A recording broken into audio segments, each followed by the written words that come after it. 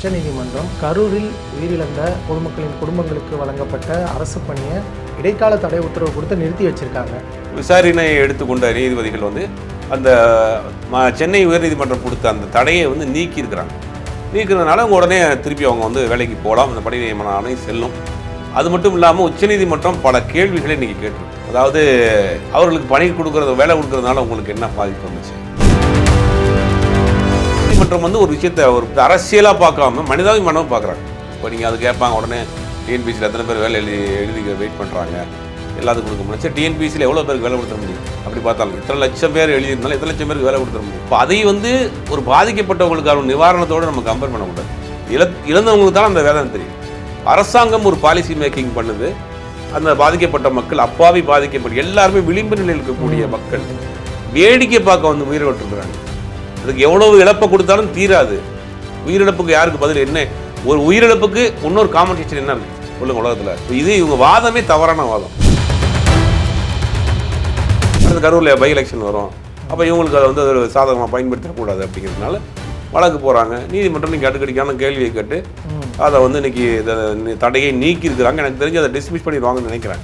அரசனுடைய கொள்கை முடிவில் தலையிடுறதுக்கு நீங்கள் யாருன்னு கேட்டிருக்காங்க. ஆமாம், அப்போ இது கருணை அடிப்படையில் கொடுத்துருக்காங்க. அதான் நீதிமன்றம் கேட்டிருக்கு, ஒரு கவர்மெண்ட் பாலிசியில் தலையிடுறதுக்கு நீங்கள் யார்? ஆனால் தொடர்ந்து நாம் தமிழர் இந்த ஒரு அரசு பணி கொடுத்ததுல மிகப்பெரிய ஒரு கோபத்தில் இருக்காங்கன்றது புரியலையே. தாவேக்காவினுடைய வெற்றி அவங்களால ஜீர்ணிக்க முடியல. இது அரசியல் தாங்க. ஏற்கனவே கரூர் தேர்தலில் அவங்க முதல்ல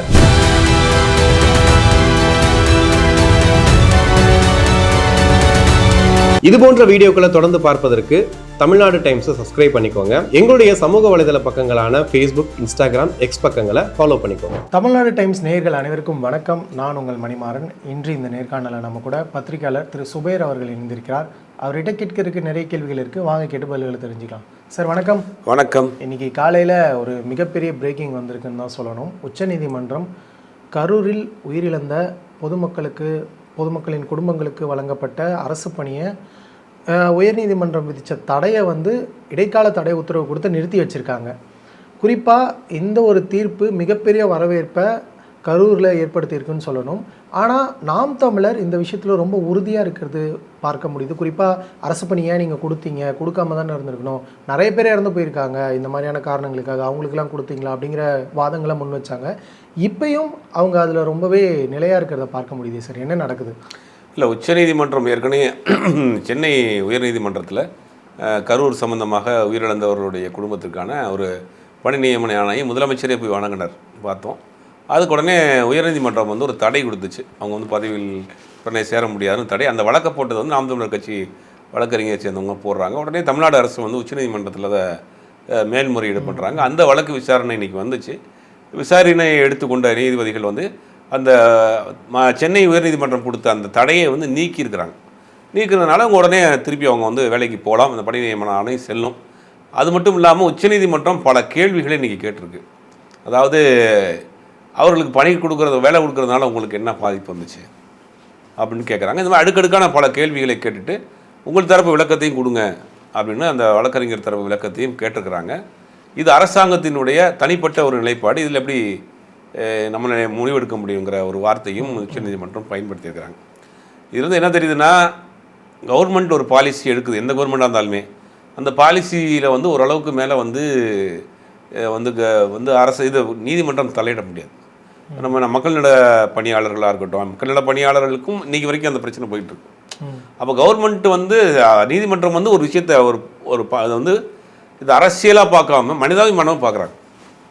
இப்போ நீங்கள் அது கேட்பாங்க, உடனே டிஎன்பிசியில் எத்தனை பேர் வேலை எழுதி வெயிட் பண்ணுறாங்க, எல்லாத்துக்கும் கொடுக்க முடியும். சரி, டிஎன்பிசியில் எவ்வளோ பேருக்கு வேலை கொடுத்துட முடியும்? அப்படி பார்த்தாலும் இத்தனை லட்சம் பேர் எழுதியிருந்தாலும் எத்தனை லட்சம் பேருக்கு வேலை கொடுத்துட முடியும். இப்போ அதை ஒரு பாதிக்கப்பட்டவங்களுக்கான நிவாரணத்தோடு நம்ம கம்பேர் பண்ணக்கூடாது. இப்போ நீங்கள் கள்ளக்குறிச்சியில் அந்த சாராயம் குடிச்சு இறந்து போனதுக்கு 10 லட்ச ரூபா கொடுத்தாங்க. அது யாருடைய தவறு? குடிக்க போனதுக்கு மக்களோட தவறு. அது குடித்தா உடல்நிலை பாதிக்கும் தெரிஞ்சே போய் செஞ்ச வேலையை. அது ஏறக்குறைய தற்கொலை மாதிரி தான். அது குடித்தா பாதிக்க வரும்னு தெரிஞ்சே போய் குடித்தாங்க, அதில் இறந்து போகிறாங்க. அப்போ அதுக்கு யார் மேலே தவறு? இந்த மக்கள் தெரிஞ்சு போய் செஞ்சது மக்கள் மேலே தவறு. விற்றது யார்? விற்றதை கட்டுப்படுத்த தான் விட்டது யார்? அரசாங்கத்தினுடைய தவறு. ரெண்டுமே தவறு. ஆனால் அதுக்கு 10 லட்ச ரூபா கொடுக்குறப்ப பெருசாக அதுக்கு இவ்வளோ பெரிய விமர்சனங்களோ ஆர்ப்பாட்டங்களோ வரல. அதுக்கு தான் சார் இவங்க ஒரு காரணம் என்ன சொல்கிறாங்க அப்படின்னா, நீங்கள் ஒரு நிதி கொடுத்தீங்க உயிரிழந்தவர்களுக்கு, அரசாங்கம் ஒரு நிதி கொடுத்தது கரூரில் உயிரிழந்தவங்களுக்கு, ரெண்டுத்தையும் சேர்த்தாலே 50 லட்சத்துக்கு மேலே வருது. இது இல்லாமல் இதர கட்சிகள் எல்லாரும் வந்து நிதி கொடுத்தாங்க. இதெல்லாம் டோட்டல் பண்ணால் ஒரு 75 லட்சம் ஒரு குடும்பத்துக்கு போகுது. அது பத்தாதா அவங்க வாழ்க்கையை ஓட்டுறதுக்கு அப்படின்னு சொல்கிறாங்க. அது யார் நீங்கள் தீர்மானிக்கிறது? ஒரு மனிதன் இவ்வளோ தான் வாழணும்னு யார் நீங்கள் தீர்மானிப்பீங்க? காசை கொடுத்தா அந்த இழப்பை சரி செஞ்சிட முடியுமா? அன்றைக்கி ஒரு அம்மா சொல்கிறாங்க 75 லட்ச ரூபா அவங்க எத்தனை நாள் வாழ்ந்துட முடியும்? அந்த காசு இன்றைக்கி பணத்தினுடைய வேல்யூ எவ்வளோ போயிட்டுருக்கு.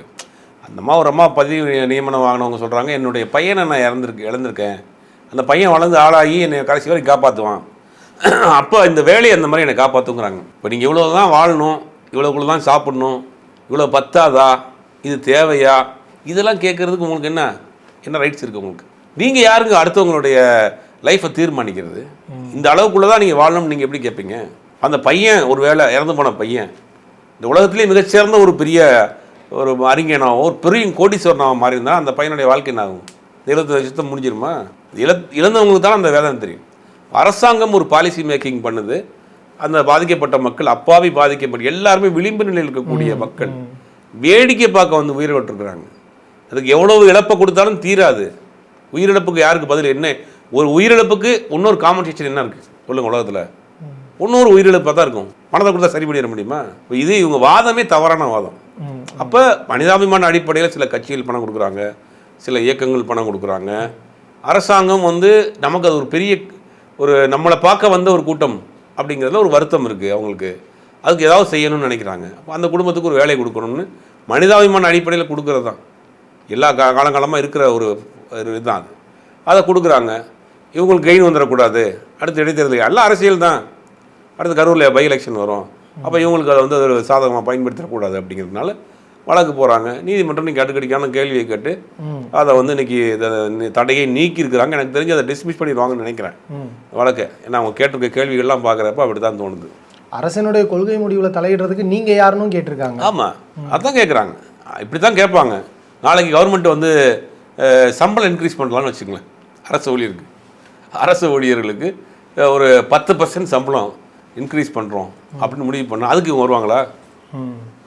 எங்கள் கவர்மெண்ட் டீச்சருக்கு எவ்வளோ சம்பளம் கொடுக்குறீங்க, நாங்கள் 1000 சம்பளம் வாங்கிட்டு இருக்கோம் கேட்பீங்களா போய்? இதே எம்ஏபிஎட் படித்த ஒரு டீச்சர் ப்ரைவேட் ஸ்கூலில் 20,000-25,000 வாங்குறாங்க. அரசு ஊழியர் அரசு ஆசிரியர் எவ்வளோ வாங்குறாங்க சம்பளம்? அதை கேட்க முடியுமா போய் நம்ம? அவங்களுக்கு நாளைக்கு இன்க்ரிமெண்ட்டே போடுறாங்க, அப்போ போய் கேட்பீங்களா? நீங்கள் எங்கள் அரசு கேட்க சொல்லுங்க பார்ப்போம். என் அரசு அதே எம்ஏபிஎட் படித்த தனியார் டீச்சருக்கு இவ்வளோ சம்பளம், அதே எம்ஏபிஎட் படித்த அரசு ஆசிரியருக்கு இவ்வளோ சம்பளம், அப்போ அதை மட்டும் ஏன் கொடுக்குறேன்னு கேட்க முடியுமா? அப்போ அதெல்லாம் ஒரு கவர்மெண்ட்டோடைய பாலிசி. எவ்வளோ சம்பளம் கொடுக்கணும், எவ்வளோ ஏற்றணும், யாருக்கு வேலை கொடுக்கணும் அப்படிங்கிற ஒரு பாலிசி இருக்குது.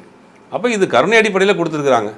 அதான் நீதிமன்றம் கேட்டிருக்கு, ஒரு கவர்மெண்ட் பாலிசியில் தலையிடுறதுக்கு நீங்கள் யார் அப்படின்னு கேட்டிருக்காங்க. அது அதிகமாக தள்ளுபடி ஆகும் தான் நினைக்கிறேன். இந்த வழக்கு தொடுத்த நாம் தமிழர் கட்சியினுடைய வழக்கறிஞரை தாண்டி இந்த வழக்கு, அதாவது இந்த அரசு பணி மீது வைக்கக்கூடிய விமர்சனங்கள் இந்த இருபெரும் திராவிட கட்சிகள் கூட பெருசாக வைக்கலை. ஏன்னா ஏதோ ஒரு விதத்தில் நாங்கள் உங்களுக்கு பண்ணியிருப்போம், நீங்கள் எங்களுக்கு பண்ணியிருப்பீங்கன்னு விட்டுட்டாங்க. ஆனால் தொடர்ந்து நாம் தமிழர் வந்து இந்த ஒரு அரசு பணி கொடுத்ததுல மிகப்பெரிய ஒரு கோபத்தில் இருக்காங்கன்றது புரியலையே. இது அரசியல் தாங்க. ஏற்கனவே கரூர் தேர்தலில் அவங்க வந்து முதல்ல தாவேக்காவினுடைய வெற்றி அவங்களால ஜீர்ணிக்க முடியல. நாம் தமிழர் இருக்குமா? ஆமாம், அவங்க நாங்கள் இத்தனை வருஷம் களத்தில் இருக்கிறோம், நாங்கள் வந்து இவ்வளோ பயிற்சி எடுத்துருக்குறோம், நாங்கள் இவ்வளோ கொள்கைகள் சொல்கிறோம், சித்தாந்தம் சொல்கிறோம், எங்களுக்கு யாரும் ஓட்டு போடல, 4% ஆகி போச்சு. 2 வருஷத்துக்குள்ளே கட்சி ஆரம்பித்தார், வெளியே வந்தார், 4 மீட்டிங் போனார், முதலமைச்சர் ஆகிட்டார் அப்படிங்கிற அவங்களுக்கு வந்து ஒன்றும் அந்த ஆற்றாமை கோபமெல்லாம் இருக்குது. அதனால் இப்போ எப்படியாவது வீழ்த்திடணும் அப்படின்னு யாரை எதிர்த்தாங்களோ, யார் வேணால் உடைச்சாங்களோ அவங்களெல்லாம் இன்றைக்கி கூட்டணி வைக்கக்கூடிய அளவுக்கு, பொது வேட்பாளர் ஆகக்கூடிய அளவுக்கு இன்றைக்கி அவங்க போயிட்டாங்க. அப்போ அவங்களுடைய அரசியலே வந்து 2 பேருக்குமே ஒரே மாதிரியான வாக்காளர்கள், இளைஞர்கள் வாக்கு 8% வச்சுது. அது தன்னிடம் வந்து பெருசாக போயிடுச்சுல, பெருசாக தன் பக்கம் இருந்து போனங்கிற கோபம் தனிப்பட்ட கோபம் இருக்குது. 8% இருந்தாங்கன்னா அது 4% போயிடுச்சு. 4% ஓட்டு இங்கேருந்து மேக்ஸிமம் போன ஓட்டு தான். அப்போ தன்னுடைய ஏரியாவில் வந்து தானே அவங்க வந்து கைப்பற்றிட்டுக்கிறாங்க.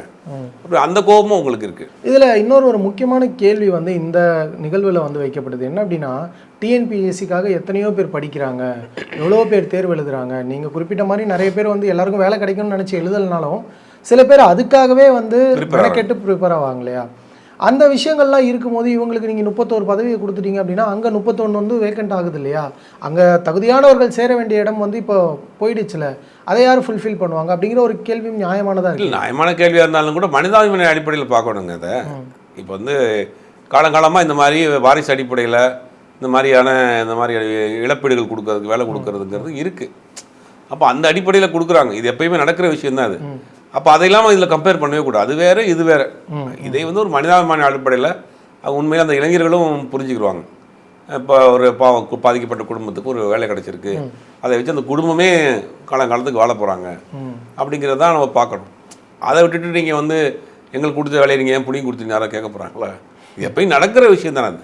இப்போது நாம் தமிழர் குறித்து கேட்டதுனால இன்னொரு கேள்வியும் தொடர்ந்து வருது. என்ன அப்படின்னா, இந்த தாவேக்கா ஆட்சி அமைந்ததிலிருந்து எதிர்க்கட்சியாக இருக்கக்கூடிய திமுகவாக இருக்கட்டும், இல்லை அதிமுகவாக இருக்கட்டும், தேமுதிக முதற்கொண்டு இருக்கட்டும், இவங்க எல்லாருமே ஒரு பக்கம் ஒரு ஸ்டாண்ட் எடுத்து தீவிரமாக எதிர்த்துட்டு இருக்கும்போது, இன்னொரு பக்கம் வலைதளங்கள்லையும் மெயின் ஸ்ட்ரீம் மீடியாக்கள்லேயும் உட்கார்ந்துக்கிட்டு எல்லாமே பேசுகிறது, எதை பற்றி வேணாலும் பேசுறது. இப்போ வரைக்கும் தேர்தல் மோடில் அட்டாக் பண்ண மாதிரியே பேசிக்கிட்டு இருக்காங்க இல்லையா? அதை பற்றி என்ன நினைக்கிறீங்க? இது எப்படி வந்து அவர்கள் நினைக்கிற மாதிரி இளைஞர்களை அரசியல் படுத்தும்னு அவங்க நினைக்கிறாங்க? எப்படி அரசியல் படுத்தாமல் போனதுனால தானே அவங்க வந்து வெளியேறிட்டு போயிருக்காங்க. நீங்கள் வந்து நாம் தமிழர்களுடைய நிலைப்பாடு எடுத்துக்கிட்டிங்கன்னா, முதல்ல வந்து ஒரு கருப்பு சட்டை போட்டுட்டு ஒரு திராவிட இயக்கம் அப்படின்ற மாதிரி பெரியாரிய கொள்கையில் பேசிகிட்டு இருந்தார். அப்புறம் சிவப்பு சட்டை போட்டு மார்க்சியம் பேசினார். அப்புறம் பச்சை சட்டை போட்டு முருகன் அப்படி எங்கள் குலசாமி முருகன் தூக்குறாரு. அப்போ அவருடைய நிலைப்பாட்டிலேயே ஒரு மாற்றம் ஏற்படுது. முந்தைய ஒரு காலகட்டங்களில் இவர் சொன்ன அத்தனை கதைகளையும் ரசித்து கேட்டுட்டு போயிட்டு இருந்தான். இப்போ இன்றைக்கி தெளிவாக கேட்குறான், பதில் கேட்குறான். அப்படிங்கும் போது அது பெருசாக மக்கள் மத்தியில் அவர் சொன்ன அந்த விஷயம் போய் சேரலை. அப்படிங்கும் போது அவருடைய வாக்கு வங்கி குறைஞ்சிருச்சு. 8% போன நாளுக்கு 4% வந்துருச்சு. அப்போ மக்கள் வந்து அந்த ஒரு ஒட்டுமொத்த மாற்றத்தை தேடிக்கிட்டு இருந்த இளைஞர்கள் புறமே இந்த பக்கம் போயிட்டாங்க. அப்படி தனக்கான அரசியல் செய்கிறதுக்கான ஸ்பேஸ் இல்லை அப்படிங்கிற ஒரு வெறுப்பு, ஒரு வெறுமை இருக்குது. அப்போ என்ன செய்யலாம்? அப்போ ஆற்றாமையை வந்து அவதூறுகளை அள்ளி விடுற வேலையை தான் செய்கிறாங்க. இப்போ மக்களும் பார்த்துட்டு தான் இருக்கிறாங்க. அது சார், இப்போ நீங்கள் சொன்ன மாதிரி பார்த்துக்கிட்டா கூட சீமான் அவர்கள் ஒரு மேடையில் இப்போ வந்து சமீபத்தில் ஒரு கேள்வி கேட்டிருந்தார். ஜோசப் விஜய்னு இப்போ தானே வச்சுக்கிற, ஏன் முன்னாடியே சொல்ல வேண்டியதுனா, ஆரம்பத்திலேருந்தே சொல்ல வேண்டியதுனா ஜோசப் விஜய்னு? அப்போ அந்த கேள்வி நியாயம் தானே சார்? நீங்கள் சீமான் மேலே வைக்கிற அலிகேஷன் படி பார்த்தா இல்லை ஏங்க, ஆதார் கார்டில் என்ன பேர் இருக்கோ அத்தனை எலெக்ஷன் கமிஷனில் பதிய முடியும். பாஸ்போர்ட்டில் இந்த பேர் தானே இருக்கும். இப்போ நீங்கள் எலெக்ஷன் தேர்தலில் போட்டி வர போகிறப்ப இல்லைங்க நான் வந்து ஜோசப் விஜய் கிடையாது விஜய்னு சொன்னால் ரிஜெக்ட் பண்ணிடுவாங்க. ஆமாம், தப்பாக எழுதியிருக்கேன். இது என்ன வாதம்? அப்போ நீங்கள் களத்துக்கு வர இப்போ ஜோசப் விஜய்ங்கிறது எப்போ எக்ஸ்போஸ் ஆச்சுன்னா, எச் ராஜாவே சொன்னார் சமீபத்தில் ஒரு பேட்டியில், நான் தான் முதல்ல ஜோசப் விஜய் எக்ஸ்போஸ் பண்ணேன். இன்னைக்கு பார்த்தீங்கன்னா அவரே முதலமைச்சர் ஆகிட்டார். மெர்சல் படத்தில் ஆரம்பிச்சது.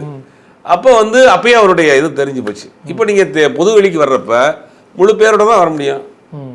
எப்படி மறைக்க முடியும்? ஒருவேளை ஒரு கெஜெட்லேயே ஒரு பேரை வந்து விஜய்னு மாற்றிருந்தாருன்னா தான் நம்ம வந்து வெறும் விஜய்னு வச்சுக்கலாம்.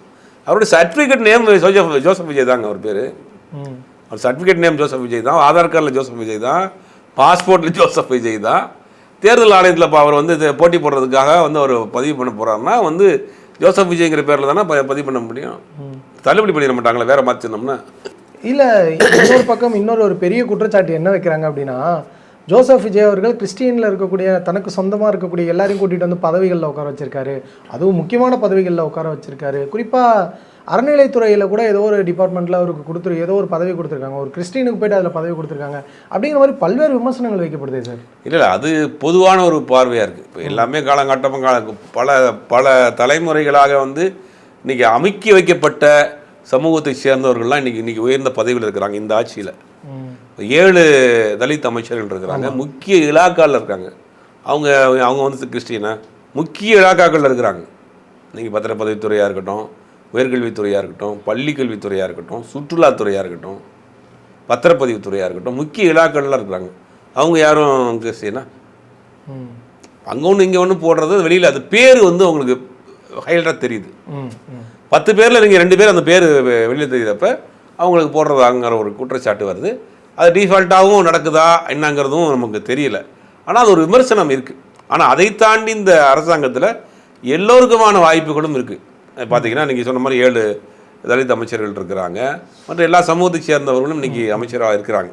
எல்லாருக்கும் ஆன பிரதிநிதித்துவம் இருக்குது. அந்த பேர் தனியாக தெரிகிறதுனால அதை அடையாளப்படுத்துகிறாங்களா என்னங்கிறது தெரியல. இல்லை, அப்படி பார்த்தா அர்ச்சனா கல்பாத்தி அவர்களை அறநிலைத்துறையில் பரம்பரை முறைசாரா அறங்காவலர்கள் நியமிக்கிற குழுவில் மெம்பராக போட்டிருக்காங்க. வேல்முருகன் எல்லாம் போட்டிருக்காங்க. பாட்டு பாடினதுக்காக இவ்வளோ பெரிய போஸ்டிங் அப்படின்லாம் வந்து கேள்வி எழுப்புனாங்களே. இது வந்து ஒரு அரசாங்கத்தினுடைய பாலிசி. இப்போ வாக்கிங் நண்பரை வந்து தமிழ்நாடு அரசின் திட்டக்குழு தலைவராக போட்டிருந்தார் கலைஞர். 1000 விளக்கு தொகுதியினுடைய சட்டமன்ற உறுப்பினர் இருக்கார் எழியன் நாகநாதன் வந்து அவர் வந்து ஒரு ப்ரொஃபஸர், ஒரு கல்லூரியில் ப்ரொஃபஸர். அவர் காலையில் கலைஞர் வந்து வாக்கிங் போகிற அறிவாலயத்தில் கூட பேச்சு துணைக்கு போனவர். ஆட்சி வந்தோடனே அவர் திட்டக்குழு துணைத் தலைவரானார். அதே மாதிரி ஜெயலலிதா அம்மையார் இருக்கப்போ அவருடைய ஸ்கூல்மேட்டு ஃபதர் சையத் அப்படின்றவங்க சேப்பாக்கம் திருவள்ளிக்கேணி தொகுதியினுடைய வேட்பாளர் போட்டாங்க, சட்டமன்ற உறுப்பினராக்குனாங்க. இது அவங்க ஒவ்வொரு கவர்மெண்ட்டோடைய ஒரு பாலிசிங்க. இதில் நீங்கள் எப்படி போய் தலையெடுக்க முடியும்? நம்பிக்கைக்குரிய ஒரு நபர் இவர், எனக்கு இவர் தவறு செய்ய மாட்டார் எனக்கு தெரியும், அப்போ நான் போடுறேன்னு போடுறாங்க. இதில் என்ன தவறு இருக்குது? எல்லா இதுலையும் நடந்துதானே இருக்குது.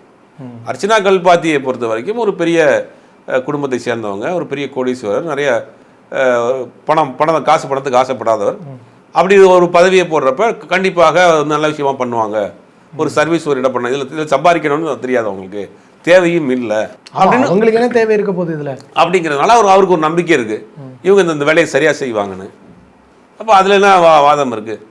அவங்க ஆல்ரெடி கோயிலுக்கு நிறையா உதவிகள்லாம் செஞ்சுக்கிட்டு இருக்காங்கிற மாதிரி அவங்கள பற்றின சொல்கிறாங்க. அதனால தான் இவர் அதில் போட்டிருக்காங்க. வேல்முருகனை பொறுத்த வரைக்கும் வேல்முருகன் வந்து எனக்கு பர்சனலாக நல்லா தெரியும். வேல்முருகன் பாடுறதுக்கான வாய்ப்புகள் தேடி அலைஞ்சிட்டு இருக்கப்போ என்னுடைய ஜிங்கிள்ஸ்க்கு நிறையா பாடியிருக்கார் வேல்முருகன். எனக்கு நண்பர் தான் அவர். எளிய பின்புலத்திலிருந்து வந்திருக்கிறாரு. வந்து இன்றைக்கி அவருக்கான ஒரு மிகப்பெரிய ஒரு அங்கீகாரத்தை கொடுத்துருக்குறாங்க. நிறைய பக்தி பாடல்கள், ஏகப்பட்ட கோயில் கச்சேரிகள் பண்ணியிருக்காரு. தொடர்பு இல்லாத நபர்லாம் கிடையாது. ஏகப்பட்ட கோயிலுடைய நிகழ்ச்சிகள் பண்ணியிருக்காரு, கச்சேரி பண்ணியிருக்காரு, தொடர்ந்து பண்ணிகிட்டே இருக்கிறார். அப்போ கோயிலுக்கும் அவருக்குமான தொடர்பு நிறையாவே இருக்குது. அப்படிப்பட்டவருக்கான ஒரு சின்ன ஒரு அங்கீகாரம் வாய்ப்பு கிடைச்சிருக்கும் போது அதையும் விமர்சனம் பண்ணணும். பாட்டு பாடணும் மட்டும் கிடையாது, அவர் ஏகப்பட்ட பக்தி பாடல்கள் பாடியிருக்காரு, ஏகப்பட்ட கோயிலில் பாடியிருக்கிறாரு. அதான் ரொம்ப முக்கியம். தமிழ்நாட்டில் இருக்கக்கூடிய எனக்கு தெரிஞ்ச அவர் போகாத கோயில் இருக்காருன்னு நினைக்கிறேன். எல்லா கோயிலையும் பாடியிருக்காரு. அப்போ அந்த கோயில் அது சம்மந்தப்பட்ட விஷயங்கள்லாம் அவர் கொஞ்சம் தெரிஞ்சதுனால அவரை போட்டிருக்கிறாங்க. எல்லாத்துக்குமே நீங்கள் வந்து ஒரு காரணங்கள் தேடினா காரணங்கள் தேடிட்டே இருக்கலாம். உங்களோட நேரத்தை பயந்தமைக்கு ரொம்ப நன்றி சார்.